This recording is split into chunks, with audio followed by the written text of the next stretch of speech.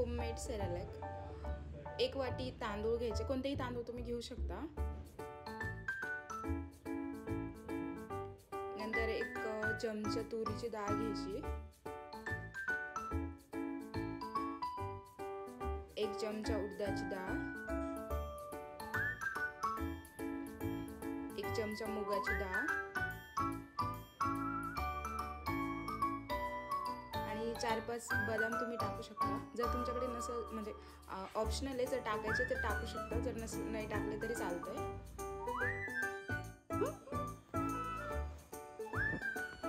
2-3 वेळा स्वच्छ धुवून घ्यायचं, जेणेकरून त्याच्यातली पूर्ण घाण निघून जाईल। कारण आपण लहान बाळासाठी बनवतोय, सो आपल्याला जास्त एक्स्ट्रा केअर घेऊन करावं लागणार आहे। सो 2-3 वेळा स्वच्छ धुवून घ्यायचं मस्त स्वच्छ पाण्याने। स्वच्छ धुवून झालेलं आहे, हे बघा तुम्ही बघू शकता। नंतर त्याला एका कपड्यावर वाळत घालायचं आहे 1 तास तरी। हे बघा 1 तासानंतर मस्त वाळलेलं आहे ते, तुम्ही बघू शकता। मस्त एका कपड्यावर त्याला वाळत घालायचं आहे। नंतर एका प्लेटमध्ये त्याला घेऊन घ्यायचं आहे।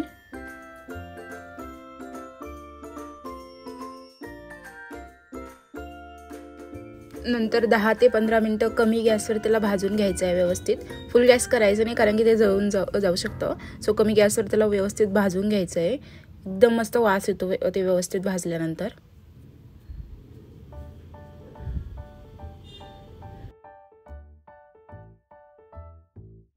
नंतर एका प्लेटमध्ये काढून ते थंड होऊ द्या आणि मग आपण त्याला आता मिक्सरमधून काढून घेऊ। एकदम बारीक असं ते झालेलं आहे। तुम्हाला वाटलं तर तुम्ही चाळून सुद्धा घेऊ शकता, कारण की मी पण चाळून घेतलेलं आहे, कारण की लहान बाळाला द्यायचं आहे, सो काही रिस्क नको त्यामध्ये एखादा बारीक म्हणजे मोठा कण राहिला वगैरे तर।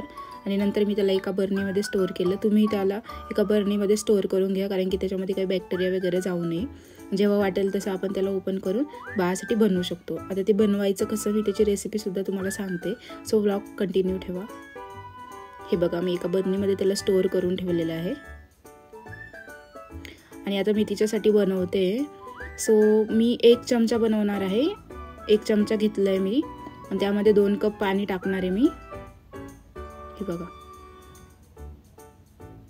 1 चमचा सेरेलॅक मी घेतलेला आहे, त्यामध्ये मी 2 कप पाणी टाकणार आहे।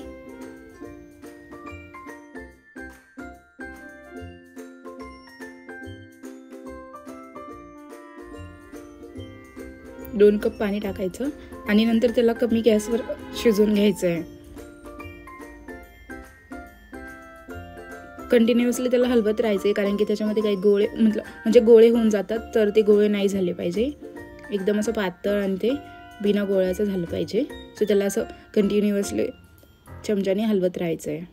हे बघा ऑलमोस्ट डन, शिजलं आहे व्यवस्थित। सो आता मी त्याला थंड करायला ठेवणार आहे। सो ती उठली का मी तिला देऊन देईन। हे बघा बाळाला देण्यासाठी सेरेलॅक रेडी आहे। सो तुम्हाला व्लॉग आवडला असेल तर माझ्या चॅनलला सबस्क्राईब करून द्या। माझ्या कीर्तन्याचे असेच व्हिडिओ बघत राहा आणि सपोर्ट करत राहा। Thank you so much for watching.